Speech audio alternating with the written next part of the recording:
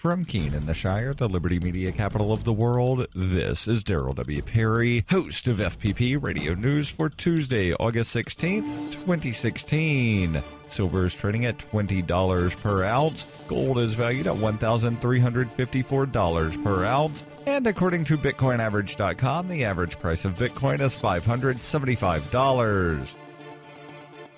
Antiwar.com reports already facing growing criticism from Sunday's attack on a school in the Sada province. Saudi Arabia appears to have doubled down on its air campaign against the northern part of Yemen, bombing a Doctors Without Borders MSF hospital in the Hajjah province and killing 15 more civilians. MSF confirmed the attack, saying that 3 of their staff members were killed and that 3 foreign doctors volunteering at the hospital were among those wounded. This was the 4th airstrike against a Doctors Without Borders facility in Yemen in the past 12 months. MSF reported that the GPS location of the hospital had been shared with the Saudis and that its location was well known. Despite this, after the hospital was bombed, rescue workers struggled to reach the site as warplanes continued to fly overhead, raising fears of additional strikes. The U.S. State Department expressed concerns about the attack on the hospital, but dismissed reporters' questions about possibly backing down on massive U.S. support for the Saudi air war, suggesting that the U.S. is not going to make this attack a serious deal any more than their concern about the previous Saudi airstrikes and the huge civilian death toll that has resulted.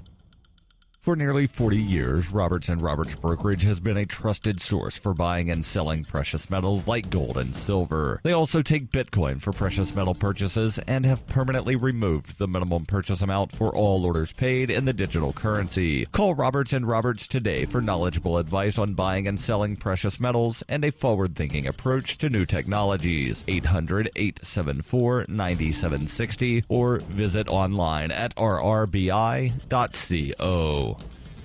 UPI reports President Obama's administration on Monday transferred more than a dozen detainees at the controversial naval prison at Guantanamo Bay, Cuba, to the Middle East as part of the U.S. government's effort to close the facility by the time Obama leaves office. U.S. officials said in their announcement that 15 detainees, 12 from Yemen and 3 from Afghanistan, were transferred on Monday to the United Arab Emirates, an American ally that agreed to receive the inmates. It's the largest single transfer of detainees in Obama's presidency. Administration officials have been trying to get the UAE to accept the transfer since last year. Officials said all 15 detainees will undergo rehabilitation in the Middle East aimed at de-radicalizing them. Monday's transfer leaves just 61 inmates at the Cuban prison, which opened after 9/11 as a detention facility for suspected terrorist operatives. Since then, though, the prison has stood at the epicenter of numerous controversies, particularly allegations of torture during the Bush administration. Obama pledged to close the prison just days after taking office in 2009, but staunch resistance in Congress had made that prospect very difficult. The president has said he intends to have Guantanamo closed by the time he leaves office on January 20th, 2017. Part of the trouble in closing the prison are congressional restrictions that bar transferring any detainees to U.S. prisons, leaving Obama's administration to search for places overseas willing to accept them.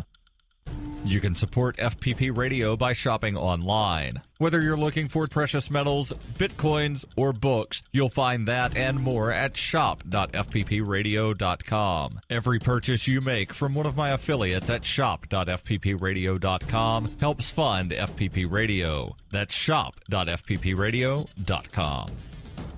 Reuters reports North Carolina on Monday asked the U.S. Supreme Court to allow a state law requiring voters to show identification to remain in effect for the November 8th U.S. election, despite an appeals court decision that the measure discriminates against minority voters. Lawyers for Republican Governor Pat McCrory said the status quo should be maintained so close to the election, citing court precedent in their favor. The law, which also limited early voting, was enacted in 2013. The Richmond, Virginia-based 4th U.S. Circuit Court of Appeals ruled on July 29th that the law intentionally discriminated against minority voters. The same court refused to put its decision on hold for the November election. Critics say such laws passed in Republican-dominated states make voting harder for minorities who tend to support Democrats. Supporters of the laws say they are necessary to prevent voter fraud. North Carolina directed its request to Chief Justice John Roberts, who has responsibility for emergency requests arising from the federal appeals court that covers that state. The state is not seeking to restore all provisions of the law that were invalidated, meaning some provisions will not be in effect for the election, whatever the High Court decides.